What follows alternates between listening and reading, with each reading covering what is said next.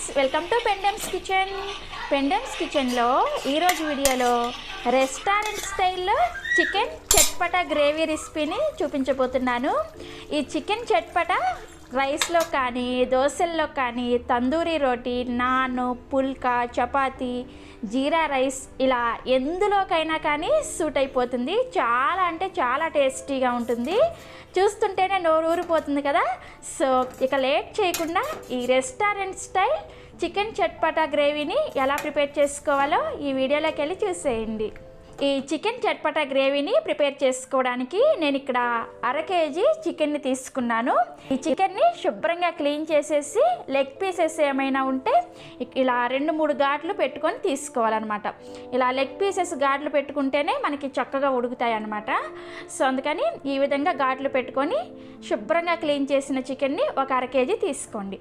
తీసుకొని ఇందులోకి 1/2 tea spoon పసుపు అండ్ అలానే 1 టీ స్పూన్ ఉప్పు, 1/2 చెక్క నిమ్మరసాన్ని పిండుకోండి. అంతే, ఇంకా దీంట్లో ఏమి వేసి మ్యారినేట్ చేసుకోవద్దు.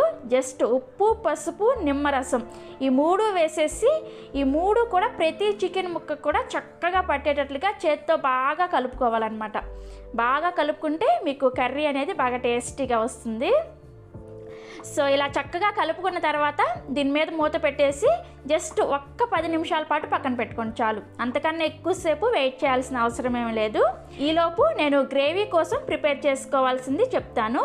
ఈ గ్రేవీని ప్రిపేర్ చేసుకోవడానికి ఇలా ఒక మిక్సీ జార్ని తీసుకొని అందులోకి 1 ఇంచు అల్లాన్ని తీసుకొని దాన్ని ఈ విధంగా చిన్నగా ముక్కలుగా కట్ చేసుకొని వేసుకోండి. అండ్ అలానే ఒక 7-8 వెల్లుల్లి రెబ్బల్ని ఇలా పైన పొట్టు తీసుకొని వేసుకోవాలి. తర్వాత ఇందులోకి బాగా పండిన టమోటాలని 2 మీడియం సైజువి తీసుకొని వాటిని ఈ విధంగా చిన్నగా ముక్కలుగా కట్ చేసుకొని వేసుకోండి. వేసుకొని ఈ అల్లం, వెల్లుల్లి అలాగే టమోటా బాగా మెత్తగా పేస్ట్ లాగా అయ్యే వరకు గ్రైండ్ చేసుకోవాలి. సో నేను ఇక్కడ గ్రైండ్ చేసిన తర్వాత చూపిస్తున్నాను, చూసారా, ఇలా మెత్తగా గ్రైండ్ చేసుకోవాలన్నమాట. ఇలా గ్రైండ్ చేసుకున్న టమోటా పేస్ట్ని పక్కన పెట్టుకోండి. ఇప్పుడు స్టవ్ ఆన్ చేసి ఇలా ఒక కడాయిని పెట్టుకొని అందులోకి 2 లేదా 3 టీ స్పూన్ల నూనెను వేసుకొని వేడి చేసుకోండి. నూనె వేడైన తర్వాత ఇందులోకి 2 మీడియం సైజ్ ఉల్లిపాయని ఇలా చిన్నగా ముక్కలుగా కట్ చేసుకొని వేసుకోండి. వేసుకొని ఈ ఉల్లిపాయని మీడియం ఫ్లేమ్లోనే చక్కగా లైట్గా రంగు మారే వరకు కలుపుకుంటూ వేయించుకోవాలి. ఈ కర్రీ కోసం ఉల్లిపాయలు బ్రౌన్ కలర్లోకి రావాల్సిన అవసరం లేదనమాట. లైట్గా గులాబీ రంగులోకి వస్తాయి చూడండి, ఆ విధంగా ఫ్రై చేసుకోవాలి. సో నేను ఇక్కడ ఉల్లిపాయ ముక్కలు గులాబీ రంగులోకి మారేటప్పుడు చూపిస్తున్నాను, చూసారా. ఇలా గులాబీ రంగులోకి మారేటప్పుడు ఇందులోకి మనం ముందుగా ఉప్పు, పసుపు, నిమ్మరసం వేసి కలుపుకున్న చికెన్ ముక్కలు ఉన్నాయి కదా, ఆ చికెన్ ముక్కలు అన్నింటిని కూడా ఇందులోకి వేసుకోండి. వేసుకొని వీటిని హై ఫ్లేమ్లోనే ఒక 4 నుంచి 5 నిమిషాల పాటు బాగా చక్కగా కలుపుకుంటూ ఫ్రై చేసుకోవాలి. సో ఒక 5 నిమిషాల తర్వాత చూసారా మనకి చికెన్ అనేది ఈ విధంగా చక్కగా ఫ్రై అయి ఉంటుంది. ఇప్పుడు వీటిని ఆయిల్లో నుంచి తీసేసి ఒక గిన్నెలోకి వేసుకొని పక్కన పెట్టుకోండి. పక్కన పెట్టుకొని ఇదే నూనెలోకి మంటని లో ఫ్లేమ్లోకి పెట్టుకొని 1 టేబుల్ స్పూన్ కారం అండ్ అలానే 1 టేబుల్ స్పూన్ కాశ్మీరీ మిర్చి పౌడర్ని వేసుకోండి. ఇలా కాశ్మీరీ మిర్చి పౌడర్ని వేసుకోవడం వల్ల మనం చేసుకోబోయే చికెన్ చట్పటా మంచి రంగులో వస్తుందన్నమాట. తర్వాత ఇందులోకి 1 టీ స్పూన్ చికెన్ మసాలాని వేసుకోండి. మీ దగ్గర ఒకవేళ చికెన్ మసాలా లేకపోతే గరం మసాలా అయినా సరే వేసుకోవచ్చు. సో ఇలా కారం అండ్ మసాలా వేసుకున్న తర్వాత ఈ మసాలాలని లో ఫ్లేమ్లో జస్ట్ 1 నిమిషం పాటు ఫ్రై చేసుకోవాలి. ఇవి 1 నిమిషం పాటు ఫ్రై అయిన తర్వాత ఇందులోకి మనం ముందుగానే అల్లం, వెల్లుల్లి, టమోటాలని బాగా మెత్తగా గ్రైండ్ చేసి పెట్టుకున్నాం కదా, ఆ టమోటా పేస్ట్ని ఇందులోకి వేసుకోండి. వేసుకొని ఈ టమోటా పేస్ట్ని లో టు మీడియం ఫ్లేమ్లో చక్కగా పచ్చివాసన పోయే వరకు ఫ్రై చేసుకోవాలి. ఈ టమోటా పేస్ట్ ఉడికించుకునేటప్పుడే ఇందులోకి 1/2 టీ స్పూన్ దాకా జీలకర్ర పొడిని వేసుకోండి. అండ్ అలానే ఒక 1/2 టీ స్పూన్ చాట్ మసాలాని వేసుకోండి. వేసుకొని వీటిని చక్కగా కలిపేసుకొని ఈ టమోటా పేస్ట్లో నుంచి ఆయిల్ సపరేట్ అయ్యే వరకు లో టు మీడియం ఫ్లేమ్లోనే ఉడికించుకోవాలి. మీరు ఎంత చక్కగా ఈ గ్రేవీని ఉడికించుకుంటే మీకు కర్రీ అనేది అంత టేస్టీగా కుదురుతుంది అనమాట. హై ఫ్లేమ్లో కనుక చేసేసారంటే ఈ గ్రేవీ మాడిపోతుంది, అప్పుడు కర్రీ టేస్ట్ అనేది పూర్తిగా మారిపోతుంది.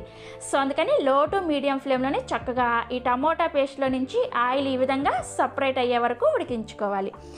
చూసారా, ఆయిల్ ఈ విధంగా సపరేట్ అయ్యేటప్పుడు ఇందులోకి మనం ముందుగానే వేయించి పక్కన పెట్టుకున్న చికెన్ ముక్కలు ఉన్నాయి కదా, వాటిని అన్నింటిని కూడా వేసేసుకోండి.